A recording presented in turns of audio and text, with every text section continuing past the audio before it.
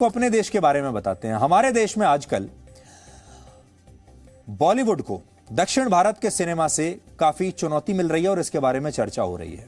बॉलीवुड में बनने वाली हिंदी फिल्में हिंदी भाषी होने की वजह से अब तक पूरे भारत में अपना वर्चस्व कायम रखती हुई आई हैं, लेकिन अब पहली बार हिंदी फिल्मों का वर्चस्व दक्षिण में बनने वाली पुष्पा, RRR और KGF जैसी फिल्में तोड़ रही हैं।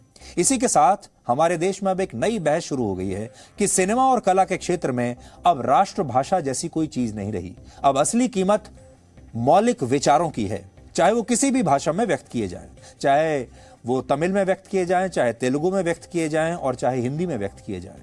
तो क्या अब समय आ गया है जब भारत में एक सिंगल फिल्म इंडस्ट्री बनाई जाए और उसी में हिंदी समेत सभी क्षेत्रीय भाषाओं की फिल्मों को शामिल कर लिया जाए। आपने हाल ही में देखा होगा पुष्पा, RRR और KGF दक्षिण भारत की ये 3 फिल्में आपने शायद देख भी ली होंगी। इन दक्षिण भारतीय फिल्मों की बड़ी कामयाबी के बाद पूरे देश में, खासतौर पर उत्तर भारत में एक बहस छिड़ गई है कि क्या तमिल, तेलुगु, कन्नड़ और मलयालम सिनेमा ने हिंदी सिनेमा के प्रभुत्व को कम कर दिया है। हाल ही में बॉलीवुड के एक हीरो हैं अजय देवगन, उन्होंने ये बयान दिया था कि हिंदी राष्ट्रभाषा है और अगर ऐसा नहीं होता तो आखिर क्यों दक्षिण भारतीय भाषाओं की फिल्मों को हिंदी में डब करके रिलीज किया जाता। तो उन्होंने कहा कि हिंदी तो राष्ट्रभाषा है, इसलिए हिंदी की जो फिल्में हैं वो सदैव ऐसे ही चलती रहेंगी और दक्षिण भारतीय जो कलाकार हैं, प्रोड्यूसर, डायरेक्टर हैं, वो भी अपनी फिल्मों को हिंदी में डब करके हिंदी में रिलीज कर रहे हैं उत्तर भारत में। अब सवाल ये उठ रहे हैं कि क्या वाकई सिनेमा ने दक्षिण और उत्तर भारत की दूरी को समाप्त कर दिया है? क्या हिंदी सिनेमा के दिन अब लद गए हैं और क्या दक्षिण भारत के सिनेमा ने उसे ओवरटेक कर लिया है? आज हम इसी बात का आपके लिए विश्लेषण करेंगे। हिंदी राष्ट्रभाषा होनी चाहिए या नहीं, यह विवाद आजादी से पहले ही शुरू हो गया था, लेकिन संविधान बनते समय यह तय किया गया कि 15 वर्षों तक हिंदी और अंग्रेजी दोनों राजभाषा रहेंगी और 15 वर्ष बाद अंग्रेजी को इस सूची से हटा दिया जाएगा। 26 जनवरी 1965 को यह अवधि समाप्त होनी थी, लेकिन इस अवधि के समाप्त के पास आते ही मद्रास स्टेट के कई राजनीतिक दलों ने अंग्रेजी हटाने और हिंदी को थोपे जाने का विरोध शुरू कर दिया। हिंदी भाषा को तमिल और संस्कृति के लिए खतरे की तरह पेश किया गया। क्षेत्रीय दलों ने भड़काया और दक्षिण में हिंदी विरोधी आंदोलन ने जोर पकड़ लिया, जिसमें हिंसा भी हुई और करीब 70 लोगों की उस जमाने में जान चली गई थी। ये सोचिए, भाषा को लेकर ये दंगे हुए थे। हिंदी विरोधी आंदोलन का नतीजा था कि 1967 में मद्रास स्टेट के विधानसभा चुनाव में कांग्रेस पार्टी हार गई और उसके बड़े नेता के कामराज भी हार गए चुनाव में, और राज्य में अन्नादुरई के नेतृत्व में एक नए क्षेत्रीय दल जिसका नाम था DMK, उसने सरकार बनाई और DMK की सरकार आज भी वहां पर है। हिंदी का विरोध और तमिल भाषा और संस्कृति का नारा आज भी वहां वोटरों को बहुत लुभाता है और यही वजह है कि तमिलनाडु में 67 से लेकर आज तक कोई भी राष्ट्रीय पार्टी अपनी सरकार नहीं बना पाई। सभी राष्ट्रीय पार्टियां आज भी वहां DMK और AIADMK पर ही निर्भर रहती हैं और इसका सबसे बड़ा जो कमाल है वो ये है कि इस क्षेत्र के जो लोग हैं वो अपनी संस्कृति से और अपनी भाषा से और अपनी आइडेंटिटी से बहुत प्यार करते हैं। भाषा के नाम पर बंटवारे की जो राजनीति आंध्र प्रदेश, कर्नाटक और केरल में भी ये बाद में पहुंच गई और वहां भी तेलुगु, कन्नड़ और मलयालम को हिंदी से खतरा बताकर एक नई राजनीतिक जमीन तैयार करने की कोशिश की गई। लेकिन बैलेट बॉक्स के संघर्ष से बॉक्स ऑफिस उस समय तक भी काफी दूर था। हम हमेशा आपसे कहते हैं कि अगर आपको किसी देश या किसी समाज के बारे में जानना हो तो आपको 2 चीजें देखनी चाहिए, बैलेट बॉक्स यानी वो वोट कहां दे रहे हैं, और दूसरा बॉक्स ऑफिस यानी वो लोग देखते क्या हैं, कौन सा सिनेमा देख रहे हैं, कौन सी कहानी देख रहे हैं। हिंदी सिनेमा और दक्षिण भारत के सिनेमा में भाषा, संस्कृति या कमाई पर कभी कोई संघर्ष नहीं हुआ। पश्चिमी देशों से प्रभावित हिंदी सिनेमा में एंग्री यंग मैन की एंट्री तब हो चुकी थी और वहीं दक्षिण का सिनेमा अपने साहित्य से कहानियां चुनकर फिल्में बना रहा था। अमिताभ बच्चन, राजेश खन्ना और जितेंद्र उस दौर में हिंदी सिनेमा के बड़े अभिनेता थे, जिन्हें लेकर दक्षिण के निर्माता निर्देशकों ने काफी सफल फिल्में बनाई। ये लोग दक्षिण की फिल्मों में काम करते थे और वो लोग भी हिंदी फिल्में बना रहे थे। इसी के साथ दक्षिण की हिट फिल्मों का हिंदी में रीमेक बनाने का भी दौर चल पड़ा और हिंदी फिल्मों के लगभग हर बड़े अभिनेता को लेकर रीमेक भी बनाए गए। और आज भी अगर आप देखेंगे तो आज भी बॉलीवुड में जो बड़ी बड़ी फिल्में बनती हैं वो असल में दक्षिण भारत की फिल्मों का रीमेक होती हैं।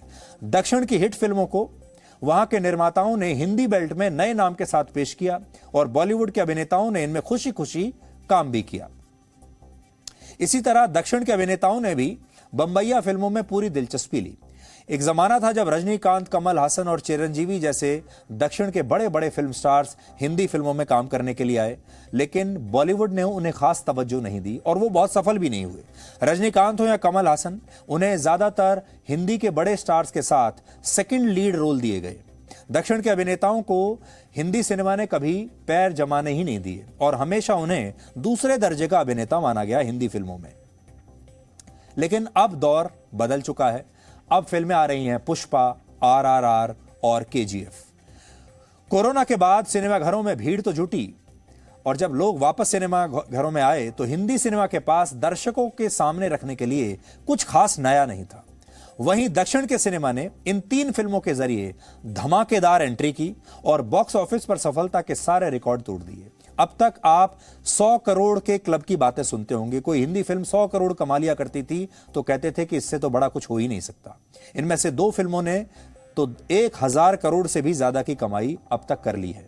पुष्पा ने अब तक 365 करोड़ रुपए कमा लिए हैं, RRR ने 1106 करोड़ कमाए हैं और KGF चैप्टर 2 ने भी अब तक 1000 करोड़ रुपए का बिजनेस कर लिया है।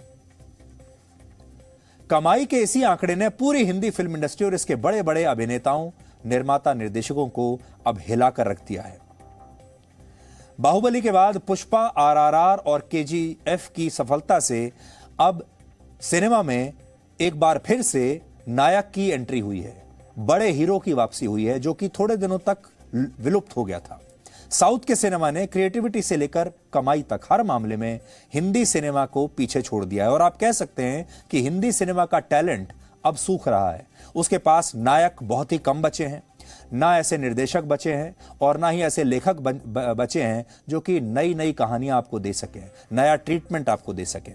हिंदी सिनेमा के पास ना तो अच्छी कहानियां बची, ना ही उसके पास मौलिक विचार बचे हैं, आइडियाज बचे हैं। 70 के दशक का हिंदी सिनेमा आज भी याद किया जाता है। आपको एक तस्वीर दिखाते हैं। 1975 में दीवार नाम की एक फिल्म आई थी जिसका एक डायलॉग ऐसा था जो अमर हो गया और वो डायलॉग था, मेरे पास मां है। उस वक्त हिंदी सिनेमा के पास नायक था और नायक भी एंग्री यंग मैन जैसा, जिसकी भावनाओं से आम आदमी खुद को कनेक्ट कर पाता था। आज हिंदी सिनेमा ऐसे ही नायक, ऐसे ही रोल और ऐसे ही एक आइडिया के लिए तरस रहा है। शायद इसी कमी ने उसके पतन की स्क्रिप्ट को लिखना शुरू कर दिया है। और उस जमाने में आपको याद होगा, उस जमाने में नायक की खास केमिस्ट्री हुआ करती थी अपनी मां के साथ। नायक एक देवता की तरह दिखता था, नायक लार्जर देन लाइफ किरदार हुआ करता था और वो हर फिल्म में अगर आप देखेंगे, अमिताभ बच्चन की जो हर सफल फिल्म थी, अमिताभ बच्चन के रूप में जो नायक दिखता था, एक तो वो नाराज था, वो समाज से किसी ना किसी बात पर दुखी था और वो विद्रोह करता है। लेकिन सबसे बड़ी बात यह है कि उसका अपनी मां के साथ एक खास रिश्ता है और दूसरी बड़ी बात यह थी कि वो परिवार और बच्चों के बीच बहुत लोकप्रिय था। अब एक और दिलचस्प आंकड़ा ये देखिए जो साबित करता है कि किस तरह दक्षिण भारतीय सिनेमा ने हिंदी सिनेमा को पीछे छोड़ दिया है। वर्ष 2019 में कुल बॉक्स ऑफिस कलेक्शन में बॉलीवुड का हिस्सा 5200 करोड़ और दक्षिण भारतीय सिनेमा का हिस्सा था 4000 करोड़ का, जबकि 1500 करोड़ की कमाई हॉलीवुड की फिल्मों ने भी कर ली थी। 2020 में बॉलीवुड का हिस्सा आया 930 करोड़, जबकि दक्षिण भारतीय सिनेमा ने 1230 करोड़ रुपए का बिजनेस किया।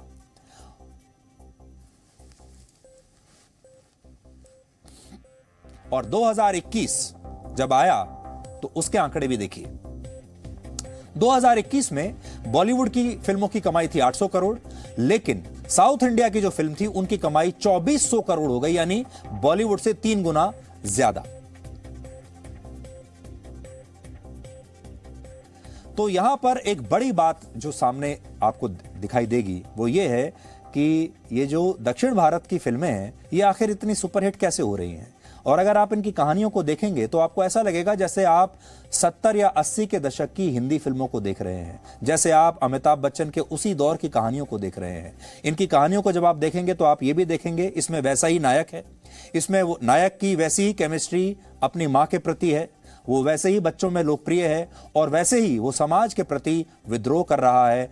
और कहानी जब आप देखेंगे तो आपको लगेगा कि वो 70 की फिल्मों का रीमेक है, जबकि ये सारी बातें बॉलीवुड की फिल्मों से धीरे धीरे गायब हो गई हैं। अब बॉलीवुड की फिल्मों में आपको सुपर हीरो जैसी कोई चीज नजर नहीं आएगी, आपको जो हीरो होता है लार्जर देन लाइफ वो आपको नजर नहीं आएगा।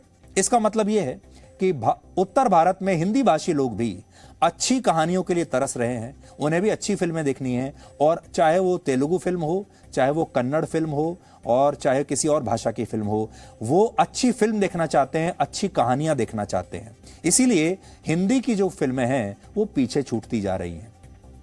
एक और उदाहरण देखिए, ओटीटी प्लेटफॉर्म्स पर आजकल कोरियन फिल्मों और वेब सीरीज को बहुत पसंद किया जा रहा है, और एक हाल ही में ओटीटी प्लेटफॉर्म पर एक सीरीज आई जो कोरिया से आई थी, उसका नाम है स्क्विड गेम्स। ये एक वेब सीरीज है और इसने भी एक नया रिकॉर्ड बना दिया। ये कोरियन भाषा में बनी वेब सीरीज है और अब तक की सबसे लोकप्रिय वेब सीरीज ये बन गई है, जिसे शुरुआती 4 हफ्तों में 14 करोड़ घंटे तक देखा और भारत के लोगों ने भी देखा, चाहे ये कोरिया में ही बना है। हिंदी फिल्मों की दुर्दशा का एक कारण हिंदी सिनेमा या बॉलीवुड में खुद हिंदी का सम्मान न करना भी है। हाल ही में नवाजुद्दीन सिद्दीकी ने एक कार्यक्रम में जब उनसे पूछा गया कि अगर बॉलीवुड में कुछ बदलाव करना हो तो क्या बदलाव वो करना चाहेंगे, तो उन्होंने कहा उनके पास जो स्क्रिप्ट आती है वो रोमन में आती है, उसे याद करना बहुत मुश्किल हो जाता है और वो इस स्क्रिप्ट को देवनागरी में मांगते हैं। हिंदी फिल्म हिंदी में बनाते हैं, लेकिन डायरेक्टर और उनके असिस्टेंट यानी जो पूरी यूनिट होती है वो फिल्में तो हिंदी में बनाती है लेकिन बात करती है अंग्रेजी में। डायरेक्टर भी अपना डायरेक्शन अंग्रेजी में करते हैं। नवाजुद्दीन सिद्दीकी जो बात बता रहे हैं वो ये कह रहे हैं कि हिंदी फिल्में बनाने वाले ज्यादातर जो डायरेक्टर हैं वो हिंदी में बात नहीं करते, वो हिंदी से दूर भागते हैं। शायद हिंदी को लेकर उनके मन में हीन भावना है और वो अंग्रेजी में ही बात करना पसंद करते हैं। लेकिन दक्षिण भारत में जब वो जाते हैं तो दक्षिण भारतीय जो स्क्रीन प्ले राइटर होते हैं, निर्देशक होते हैं, या जो फिल्म की पूरी यूनिट होती है, वो सिर्फ अपनी भाषा में बात करते हैं और उन्हें अपनी भाषा पर उन्हें गर्व होता है। तमिल फिल्मों में काम करते हैं तो वो सिर्फ तमिल में बात करते हैं, कन्नड़ वाले सिर्फ कन्नड़ में बात करते हैं और उन्हें इसमें कोई शर्म नहीं। लेकिन हिंदी अकेला आपने देखा होगा कि हिंदी फिल्म में जो बड़े बड़े स्टार्स भी हैं, जब वो अपनी फिल्म के प्रचार के लिए आते हैं, फिल्में तो उन्होंने हिंदी की बनाई है, पैसा भी हिंदी भाषी लोगों से ही ले रहे हैं, लेकिन वो भी बात करते हैं अंग्रेजी में, इंटरव्यू भी अंग्रेजी में देते हैं और अक्सर ये कहना बड़ा फैशनेबल होता है उनके लिए कि मेरी हिंदी थोड़ी कमजोर है। और बहुत सारे एक्टर तो ऐसे भी हैं जो ठीक से हिंदी भी नहीं बोल पाते, बहुत सारी नायिकाएं ऐसी हैं जो ठीक से हिंदी नहीं बोल पाती लेकिन तब भी हिंदी फिल्मों में काम कर रही हैं। तो नवाजुद्दीन सिद्दीकी ये नहीं कह रहे, हम भी ये नहीं कह रहे कि अगर किसी को हिंदी नहीं आती तो वो एक्टर नहीं बन सकता, बिल्कुल बन सकता है। हमारे हिंदी भाषी जो एक्टर हैं वो दक्षिण की फिल्मों में भी काम कर रहे हैं, जबकि उन्हें कन्नड़, तेलुगु, मलयालम वगैरह नहीं आती। लेकिन यहां बात हो रही है कि क्या आपको अपनी मातृभाषा पर गर्व है या नहीं। वैसे कई वैज्ञानिक मानते हैं कि भविष्य में शायद भाषा का कोई काम बचेगा ही नहीं, या इसका इस्तेमाल बहुत कम हो जाए, क्योंकि आने वाले समय में ऐसी ऐसी टेक्नोलॉजीज होंगी जब आपको अपने विचार किसी तक पहुंचाने के लिए शब्दों की जरूरत ही नहीं पड़ेगी। आपके मस्तिष्क में लगी कोई चिप या कोई कंप्यूटर आपस में कनेक्टेड होंगे और आपके परिवार के दूसरे सदस्यों के मस्तिष्क में शायद कोई ऐसी चिप लगी हो, और हो सकता है कि आप बिना बोले ही अपने मौलिक विचारों को लोगों के सामने रख सकें। हम भाषा को अक्सर बहुत हल्के में लेते हैं, क्योंकि जब से हम बोलना सीखते हैं, जनगणना के आंकड़ों के अनुसार भारत में 453 जीवित भाषाएं हैं। इस मामले में हमारा देश दुनिया में चौथे नंबर पर है और बाकी के जो देश हैं जिनमें बहुत सारी भाषाएं हैं वो आपकी स्क्रीन पर हैं इस समय। लेकिन इन 450 भाषाओं को क्या हम जीवित रखने के लिए पर्याप्त कोशिश कर रहे हैं? क्या हमें इन भाषाओं पर गर्व है? सवाल यह है।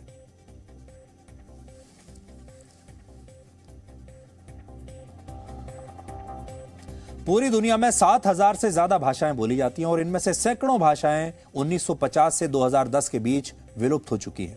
इस समय दुनिया में जितनी भाषाएं बोली जाती हैं उनमें से 33% भाषाओं को बोलने वालों की संख्या 1000 से भी कम बची है। और एक और डेटा के रिपोर्ट के मुताबिक भारत की 197 भाषाओं पर अभी लुप्त होने का खतरा मंडरा रहा है, क्योंकि उन्हें बोलने वालों की संख्या कम होती जा रही है। भाषा छोटी या बड़ी नहीं होती, भाषा विचारों को व्यक्त करने का माध्यम होती है, और सेवा की भाषा और संवेदना की भाषा एक ही होती है। बाहुबली, पुष्पा, आरआरआर और केजीएफ की सफलता ने यही बताया है। कोई फर्क नहीं पड़ता कि इनकी भाषा क्या है, कहानी अच्छी होनी चाहिए, आपको समझ में आना चाहिए। एक और बात, आज आपके सामने एक उदाहरण पेश करते हैं। उदाहरण के लिए 100 रुपए के इस नोट को देखिए। इस नोट को जब आप देखेंगे तो आप समझ जाएंगे कि हम क्या कहना चाहते हैं।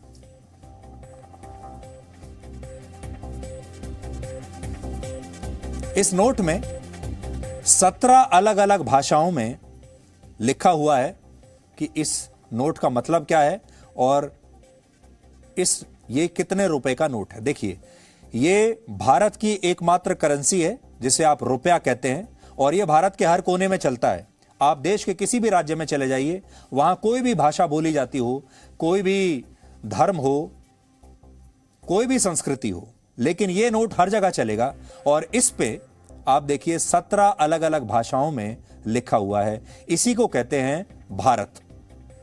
और इस पर कभी किसी ने कोई आपत्ति नहीं की।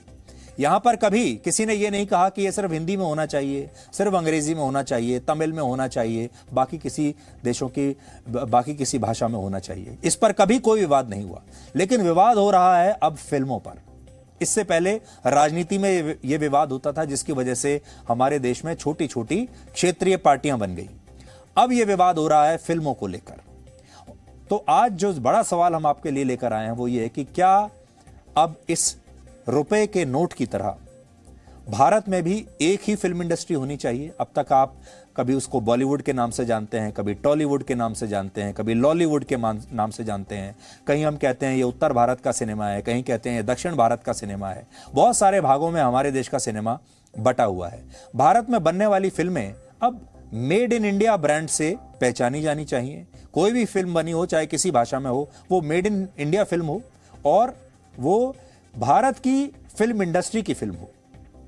हमारा सिनेमा हमारे 100 रुपए के नोट की तरह होना चाहिए, जैसा अभी हमने आपको दिखाया। हमें इस नोट की तरह काम करना चाहिए, और इसीलिए आज हम आपसे ये कह रहे हैं कि अब समय आ गया है जब हम इन सारे नामों से ऊपर निकलें, और चाहे वो दक्षिण भारत का सिनेमा हो, चाहे वो उत्तर भारत का सिनेमा हो, सबको भारत के सिनेमा के तौर पर हम मान्यता दें। Presenting B News app, available on Google Play and App Store. Download it now.